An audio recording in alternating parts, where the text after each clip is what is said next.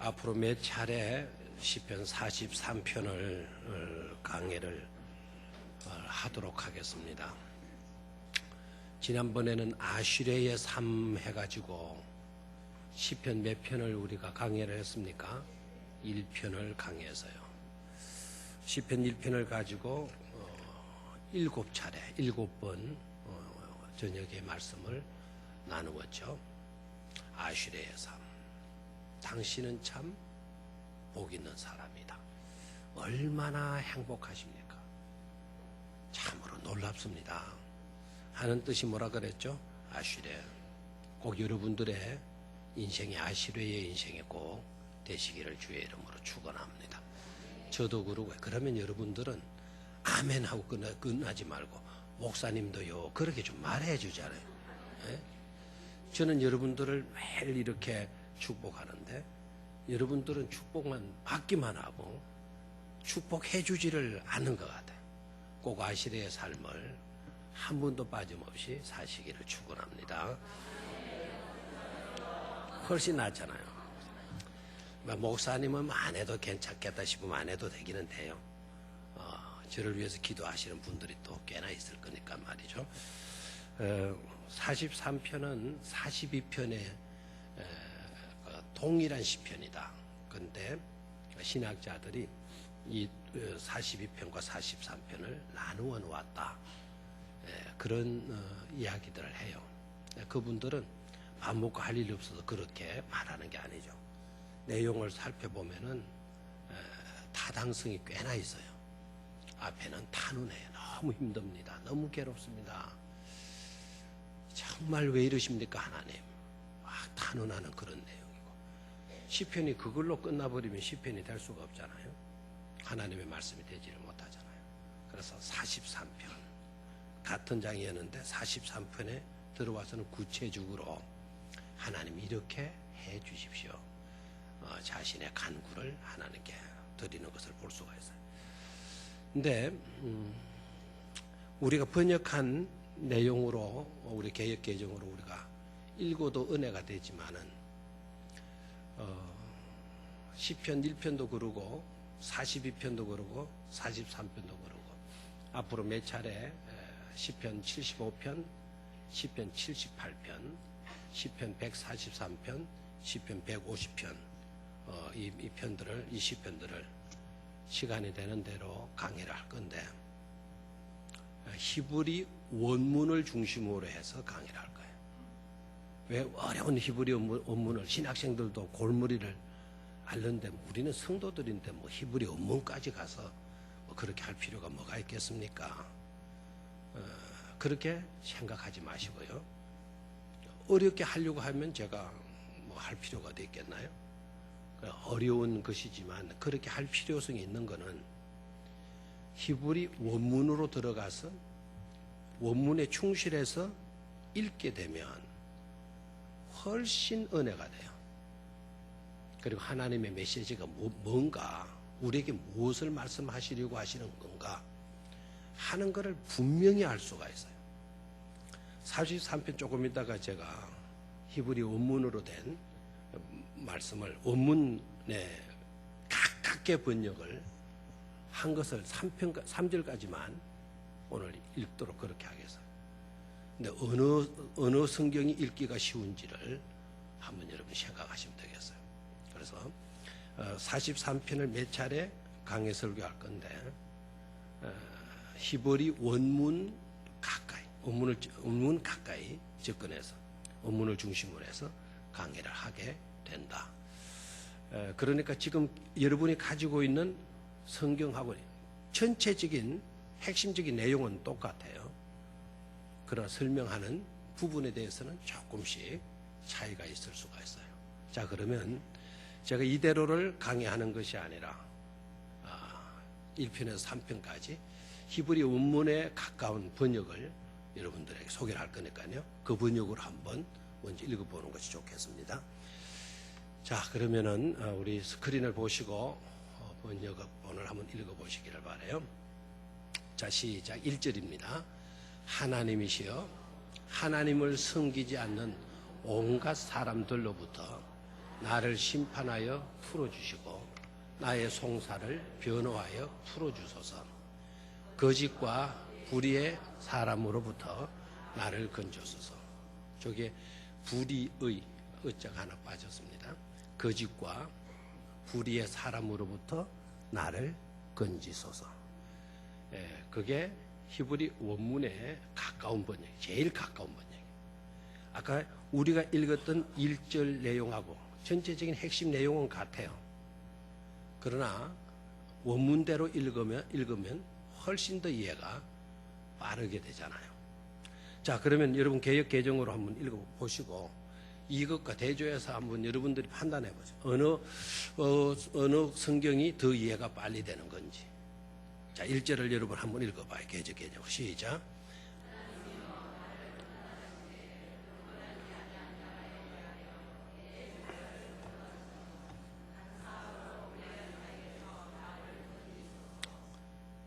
자, 뭐 여러분들 그게 극이다 생각하시죠, 그죠? 어느 번역이 조금 쉬운 것 같아요? 둘 다 똑같습니까? 저는 원문대로가 훨씬 나아요. 일단 제가 이해를 돕기 위해서요, 밑줄을 그어놓은 부분이 있죠. 두 주제로 되어 있어요. 어로부터, 의로부터, 뭐로부터. 우리 여기에는 하나로 나와 있어요. 하나도 여기에 분명히 나와 있질 않죠. 1절에는 뭐로부터 나를 구원지소서라는 말은 없어요. 그죠? 자에게서라는 이 말만 있어요. 자에게서. 불의한 자에게서. 근데 저기에는 불의한 자로부터 나를 뭐해달라? 건지소서. 영어 성경에도요, from이라는 단어가 하나 써 있고 against라고 하는 단어가 하나 써 있어요. 근데 히브리 원문에는 똑같아요. against, from이 똑같아요.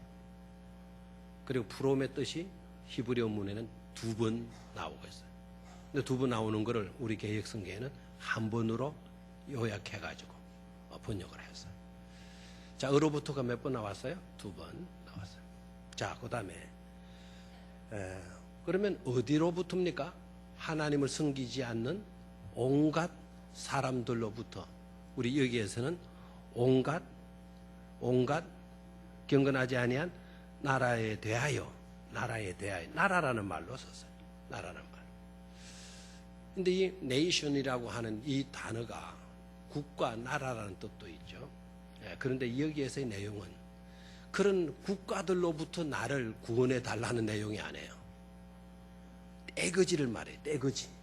수많은 무리들, 그 떼들로부터 나를 심판하여 마하여 주시고 풀어주시고. 되나요? 그리고 나의 송사를 마하여 주십시오.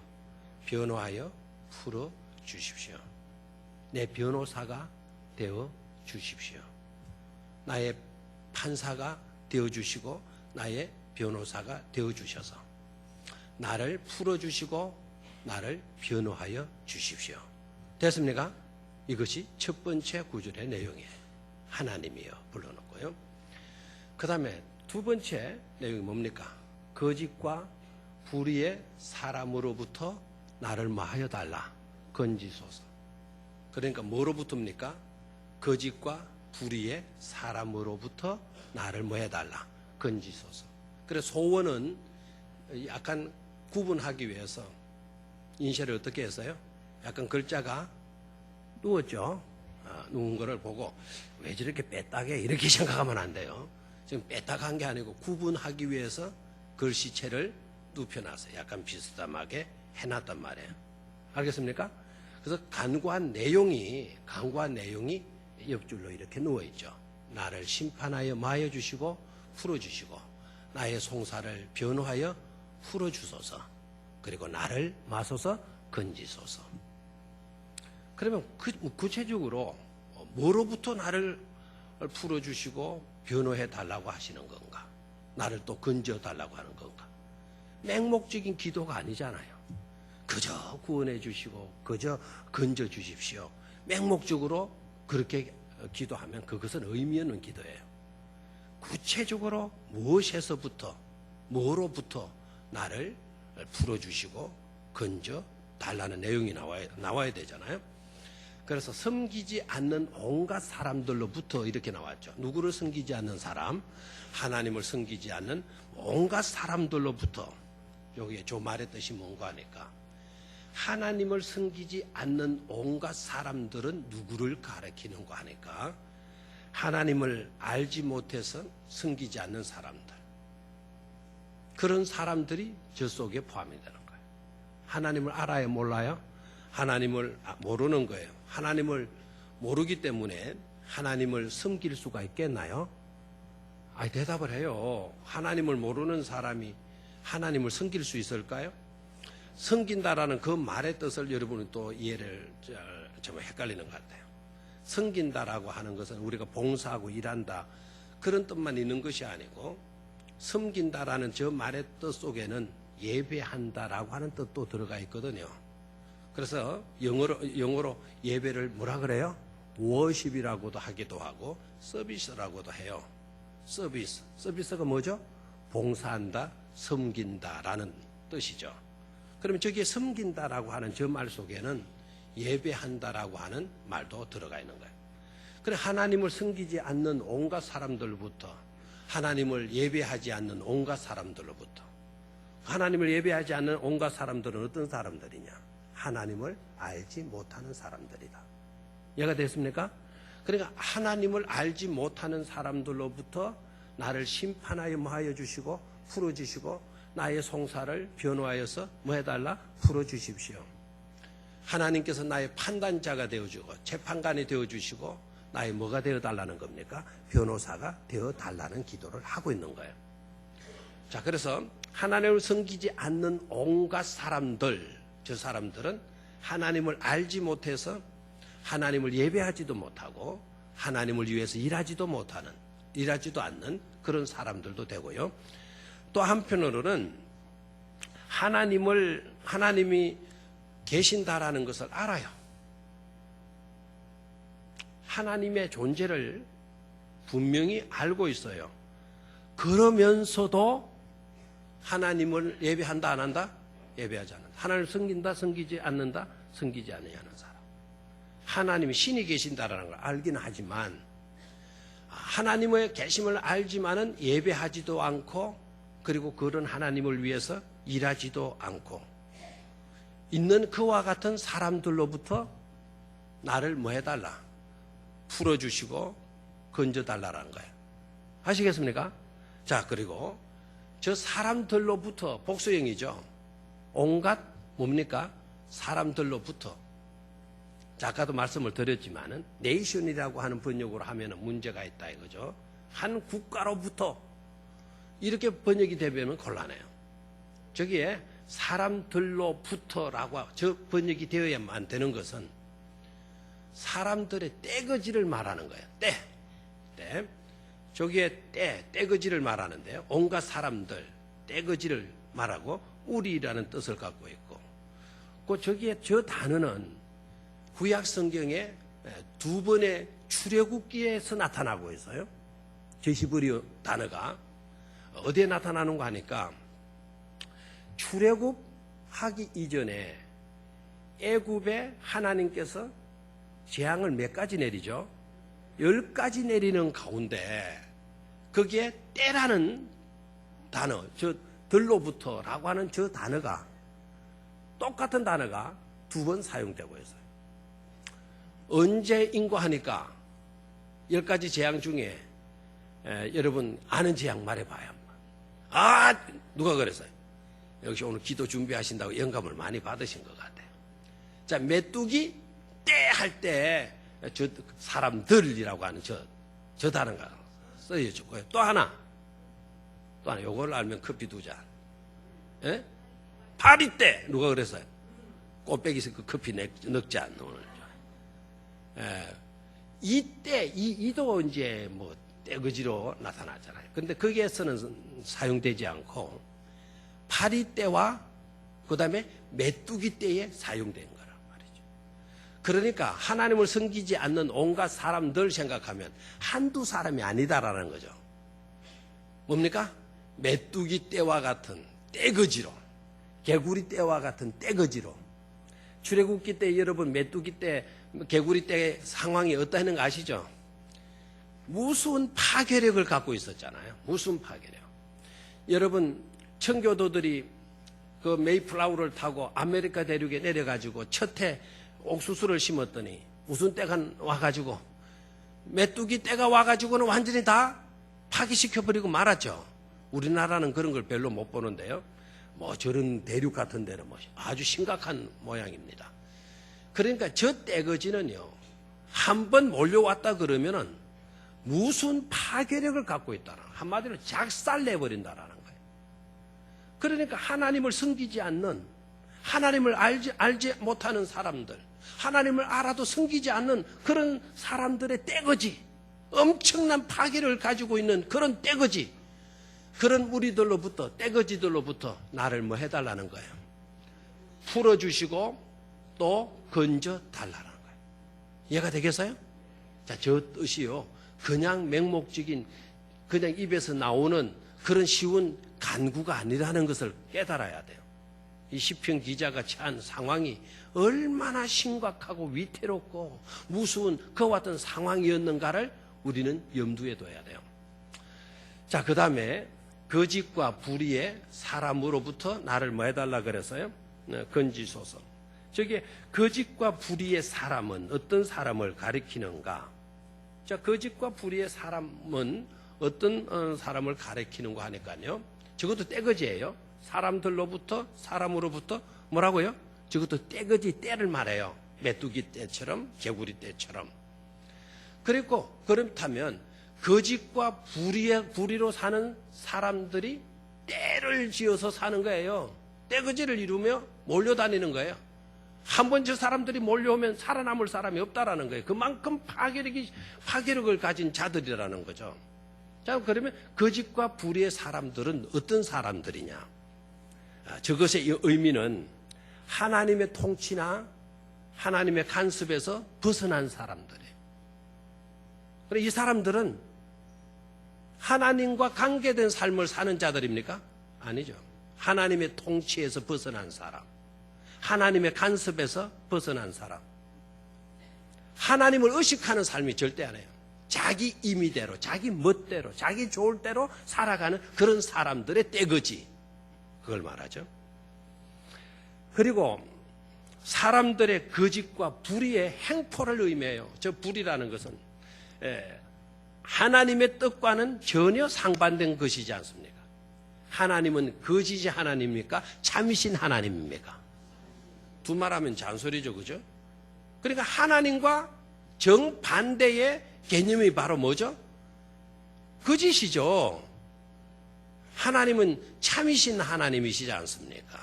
진리이신 하나님이시지 않습니까? 그래, 하나님과는 정반대로 살아가는 사람들. 어떤 사람들에게서? 한둘이가 아니다라는 거죠. 그것도 떼거지. 그리고 불의. 저 불의는 뜻이 뭡니까? 옳지 못하다는 거죠. 옳지 못하다는 것. 그런데 옳지 못하다는 그런 불의의 의미를 그냥 그대로 생각하면 안 되고요. 성경은 하나님에 대해서 이렇게 설명을 하잖아요. 하나님에게는 뭐가 없도다? 하나님에게는 뭐가 없도다? 불의가 없도다. 그래서 한번 찾아봐요. 시편 92편 15절.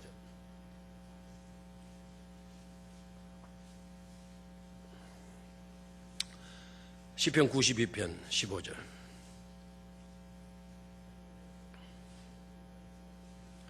자, 큰 소리로 누가 아까 우리 시편 찾았으니까 시편 92편을 찾아라 안 가요. 원래는 서바냐를 찾아라고 그랬는데 서바냐를 찾으면 더 여러분이 스트레스를 받을 것 같아가지고는 서바냐를 찾지 않고 시편 92편을 찾게 했어요. 시편 92편 15절 큰 소리로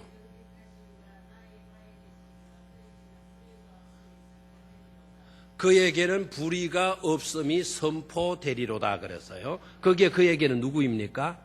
하나님. 하나님에게는 뭐가 없어요? 불의가 없어요. 그런데 이 사람들은 뭐로 살아요? 불의로 산다는 거죠. 저를 봐요. 그래, 이 사람들의 특징이 뭔가 하니까 하나님에게는 없는 것으로 살아가는 자들이라는 것을 알 수가 있죠. 우리는 어떻게 살아야 돼요? 하나님에게 있는 것으로 우리는 살아야 돼요. 하나님에게 없는 것으로 우리가 살려고 하면 이 떼거지 속에 우리가 들어갈 수밖에 없는 거예요. 하나님에게 있는 것은 뭡니까? 참이죠. 하나님에게 있는 것은 진리이죠. 하나님에게 있는 것은 선이죠. 하나님에게 있는 것은 사랑이잖아요. 하나님에게 있는 것은 의잖아요. 우리는 어떻게 살아야 되나? 하나님에게 있는 것으로 살아야 돼요. 근데 이런 사람들은 어떻게 산다고요? 하나님에게 없는 것으로 사는 떼거지를 가리키는 거예요. 그런 떼거지가 파괴력이 있다 그래서요, 없다 그래서요? 힘이 있다 그래서요, 없다 그래서요? 힘이 없으면 파리 때 몰려와도 겁낼 거 뭐가 있어요? 메뚜기 때 몰려와도 뭐가 겁날 것도 있어요? 힘이 있는 거예요. 그래서 나같이 연약한 사람, 나같이 부족한 사람, 살아남을 길이 없어요. 살아남을 길은 오로지 한 분밖에 없어요. 그분이 바로 누구예요? 하나님께서 도와주셔야만이 나는 살 수밖에 없는 거예요. 그래서 이 시편 기자는 누구께 기도하죠? 하나님께 기도 드리고 있는 거예요. 나를 풀어달라고, 나를 건져달라고. 아멘입니까? 다시 한번 이 떼거지들은 떼를 몰고 다니기 때문에요. 떼를 지어 다니기 때문에 힘이 있다 없다? 힘이 있다 없다? 좋은 힘입니까? 나쁜 힘입니까? 건설적입니까? 파괴적인 것입니까? 파괴적인 거예요. 근데 이들의 특징이 있어요. 이들의 특징이 바로 뭔가 하니까 떼거지를 지으면서 돌아다니면서 공통적인 것들이 바로 뭔가 하니까 섬기지 않는 사람들이나 거짓과 불의로 살아가는 사람들의 공통적인 특징은 떼거지를 이루어 다니면서 힘을 가지고 있으니까 자리를 차지한다라는 거예요. 뭐를 차지한다? 자리를 차지한다. 이건 사실인지 거짓인지는 저는 모르겠어요. 들어서 아는 거예요. 어느 지역에 가면은요, 요지의 땅, 요지의 땅이 있어요, 없어요? 좋은 땅, 평당 뭐 1,000만 원이 넘어가는 그런 땅들은 누구의 힘을 가져야 되는 거 하니까 조지, 폭력배를 줄여서 조폭들의 도움을 받아야 된다. 그래 여러분 경매 나오는 그를 굉장히 좋아하는 목사님도 계시고요. 경매 물건을 굉장히 좋아하는 분들도 많이 있더라고요. 근데 여러분 힌트로 오늘 듣고 가세요. 경매 나오더라도 너무 좋은 그런 것은 받지 마도록 하세요. 왜냐하면 그대는 뭐가 깔릴 수 있다? 조폭들이 깔릴 수 있다. 뭐 아예 그놈 미안합니다. 이 조폭들이 있어가지고 오늘도 저한테 협박이 들어오는지 모르겠는데 그 사람들이 미리 그냥 미안해. 뭐 경매 써놨다 그러면 딱 전화. 그 사람이 걸렸다면 그저 전화해서 너 물러서. 좋은 말 할 때 물러서. 뭐 이런 식으로 말을 한대요. 그러면 딱 했다가도 포기하고 나와야 된대요. 왜 그래요? 때를 가지고 있기 때문에.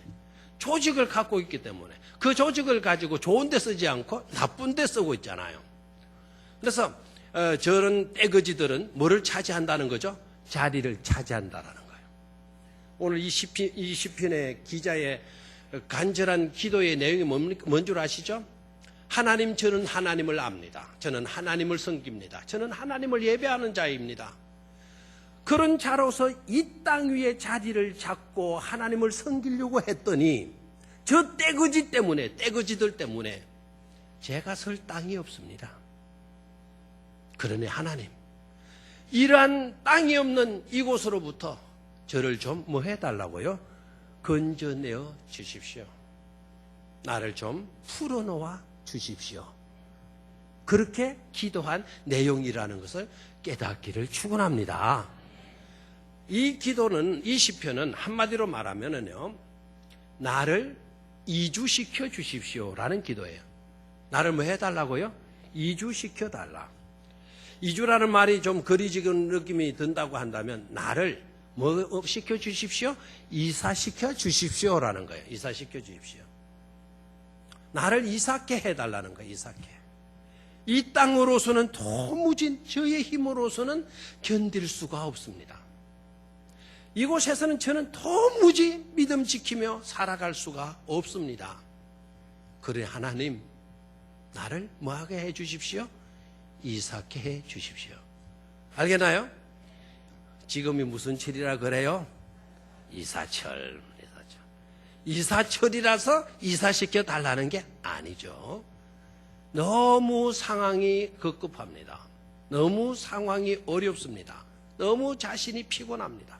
도무지 이런 곳에서는 내 믿음을 지킬 수가 있다 없다? 없다.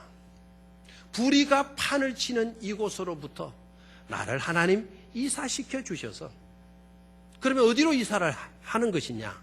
살기 좋은 곳, 땅값도 싸고 앞으로 땅값도 오를 수 있는 그런 개발지역, 공기도 좋고 물도 좋은 그런 지역으로 나를 이사시켜 주십시오. 이주시켜 주십시오. 라고 하는 기도가 아니고, 물론 그런 곳이 있다면 그런 곳으로 여러분 이사하셔서 사는 것도 괜찮아요? 안 괜찮아요? 훨씬 괜찮죠. 그렇다고 또 우리 이 지역에 살다가 저 호계 쪽으로, 저 경주 쪽으로 자꾸 이사 가지 마시고요. 이사 가시더라도 꼭 이곳까지 오세요. 그러면 참 웃기라도 하시든지 반항대로 하시든지, 목사님 나는 아직 이사 갈 형편이 아니에요. 이사 안 해도 괜찮아요. 믿음 생활 잘할 수 있는 곳이라면 여러분 얼마든지 이사하지 마시고 사시기를 바라요. 알겠습니까? 도무지 이곳 가지고는 나는 신앙생활 할 수가 없다. 저 떼거지들이 몰려와 가지고는 나는 도무지 견딜 수가 없다. 버틸 수가 없다 싶으면 어떻게 해야 돼요? 이사해야 되잖아요. 그럼 어디로 이사를 할 겁니까? 시편 기자가 간구하는 이사의 장소, 어디로 이사를 시켜달라고 하니까 하나님 앞에 서게 해 주십시오라는 기도를 드려요. 누구 앞에 서게 해달라고요? 하나님 앞에. 2절을 보도록 하겠습니다. 2절은 시편 기자가 얼마나 교착 상태에 있는가 하는 것을 우리에게 말해주고 있어요. 자, 2절을, 자, 이 2절로 읽지 말고, 자, 앞에 화면에 글씨가 좀 작나요? 저걸 빨리 크게, 굵게 하면 안 되겠고, 크게는 안 되나요? 읽어주겠어요? 자, 눈 좋은 사람, 눈이 나쁘신 분은 앞으로 이제 앉으시면 좋겠죠? 2절. 자, 시작. 참으로 당신 내 힘이신 하나님인데 어찌하여 당신은 나를 버리셨나이까?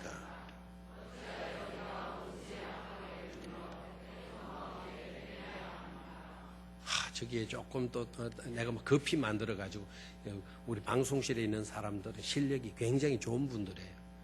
제가 설교하고 내려오기 10분 전에 저거를 써가지고 내려다 보냈어요. 그러다 보니 제가 실수를 한 것 같아요. 참으로 당신, 이게 표현도 괜찮긴 한데요.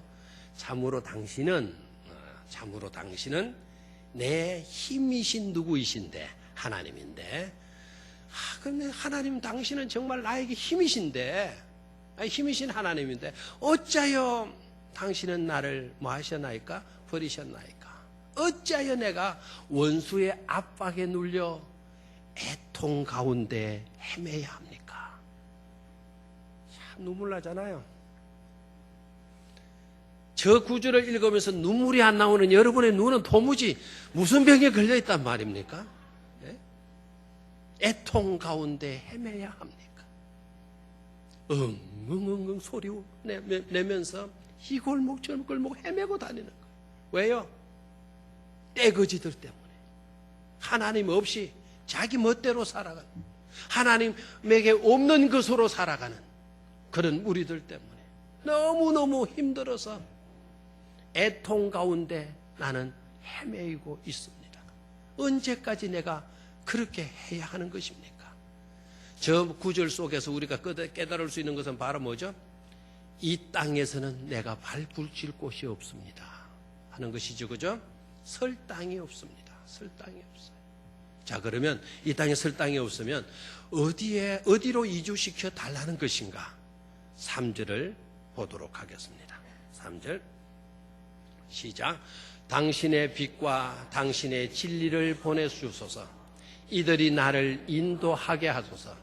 이들이 나를 당신의 거룩한 산으로, 당신이 계시는 그곳으로 데리고 가게 하소서. 너무너무 기도가 눈물겹잖아요. 저기 일부러 인도하게 하소서, 당신이 계시는 그곳으로 데리고 가게 하소서, 윗줄을 그어놨죠. 핵심 내용, 핵심 구절이에요, 저게. 자, 나를 이주시켜달라는 거죠. 이곳에는 내가 설 땅이 없다. 나를 이주시켜달라. 어디로의 이주입니까? 제가 제대로 말이 되는지 모르겠네요. 어디로의 이주입니까? 당신이 계시는 그곳으로, 당신이 계시는 그곳으로. 누가 계시는 그곳? 하나님이 계시는 그곳. 하나님이 계시는 그곳, 하나님이 다스리는 그곳, 하나님이 역사하시고 하나님이 일하시는 그곳, 하나님이 거주하시는, 하나님이 있는 그곳으로 나를 데리고 가게 해 주십시오 라고 하는 거예요. 아멘입니까? 자, 저기에서 또 우리가 놓치지 말아야 될 중요한 내용이 있어요. 인도하게 하소서, 데리고 가게 하소서. 요 내용, 요 말을 또 우리가 그냥 읽어 내려가서는 안 돼요. 내가 가겠습니다. 내가 하나님 있는 대로 제가 들어가겠습니다. 내가 들어가는 겁니까? 아니죠. 내 힘으로는 그런 곳으로 갈 수가 없다라는 거예요. 내가 가는 것이 아니라 당신의 빛이, 당신의 진리가 나를 뭐하게 해줘야 돼요?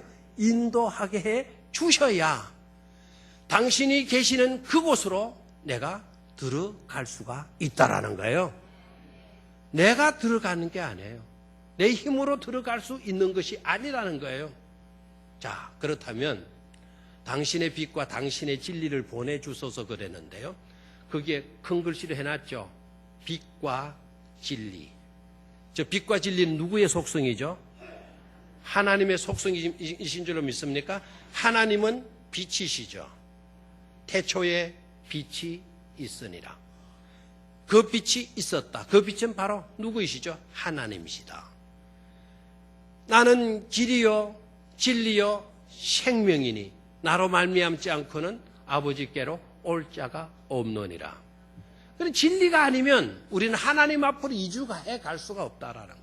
예수님이 아니면 우리는 천국으로 이사 갈 수가 없다라는 거예요.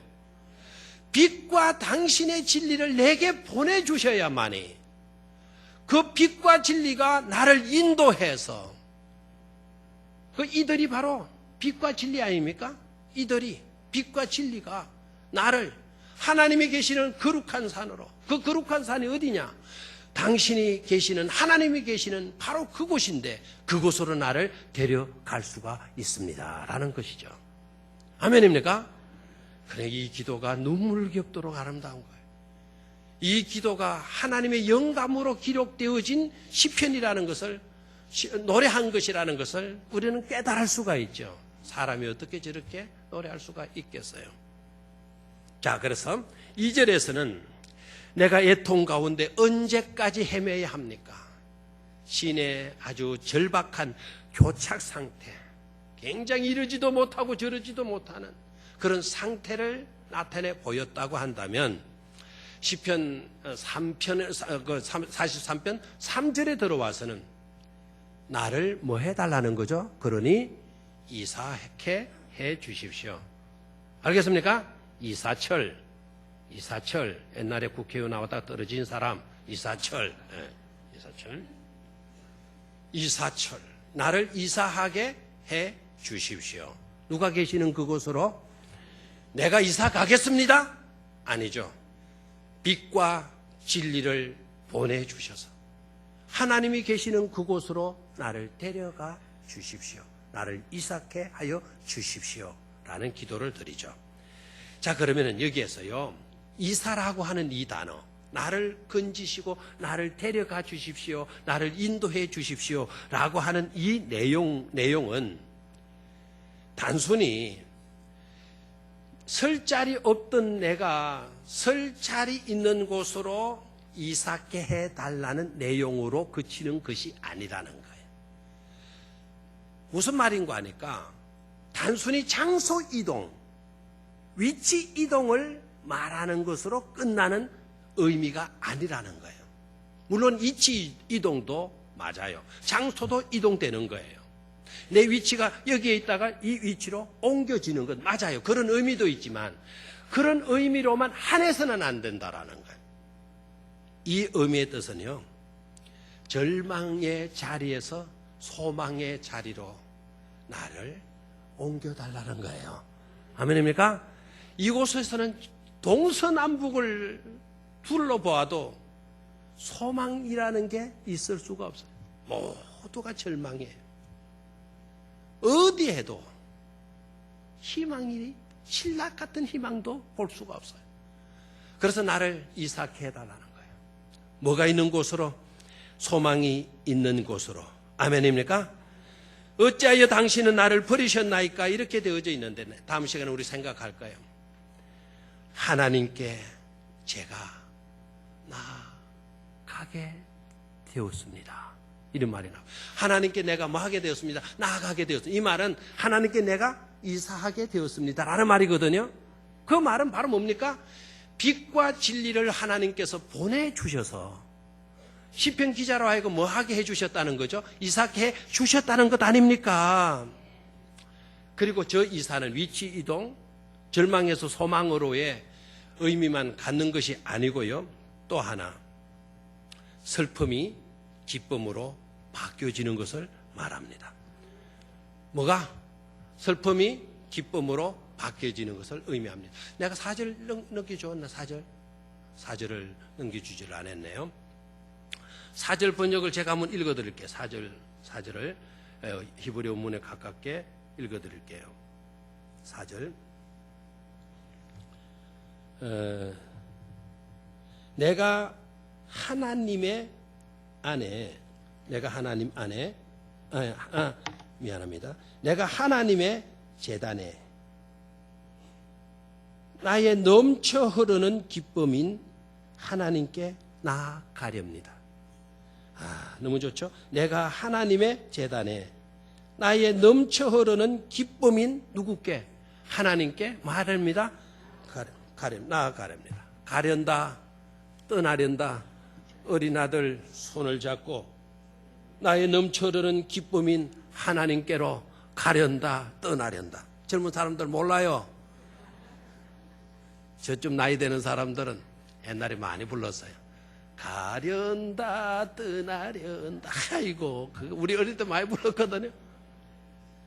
나의 넘쳐 흐르는 기쁨이 누구께 나아가련다? 하나님께 나아가련다. 하나님, 내 하나님, 내가 하프로 당신을 찬양하겠습니다. 그랬어요. 내가 뭐로? 하프로. 우리 4절은 어떻게 됐나요? 4절 우리 계정으로 한번 읽어볼까요? 시작. 그런즉 내가 하나님의 제단에 나아가 나의 큰 기쁨에 하나님께 이르리이다. 하나님이여, 나의 하나님이여, 내가 수금으로 주를 찬양하리이다. 아멘. 이 번역도 잘 됐네요. 원문에 가깝게 됐어요. 내가 뭐로? 수금으로. 원문에는 하프로 뭐 하겠다? 찬양하겠나이다. 아멘입니까? 너무 아름다운 시편이죠. 이 시편의 노래가 저와 여러분들의 노래가 될 수 있기를 주의 이름으로 축원합니다. 자, 하나님은 우리의 심판자가 되시기 때문에, 하나님은 우리의 재판관이 되시기 때문에, 하나님은 우리의 변호사가 되어지기 때문에, 하나님은 우리의 인도자가 되어주시기 때문에, 하나님은 우리의 기도를 들어주시기 때문에, 들어주시는 하나님이시기 때문에 우리의 앞길은 빛으로 밝아질 줄로 믿습니다. 우리의 삶은 진정한 아시르의 인생이 될 줄로 믿습니다. 그런 은총이 우리 모두에게 충만할 수 있기를 주의 이름으로 축원합니다. 기도합시다.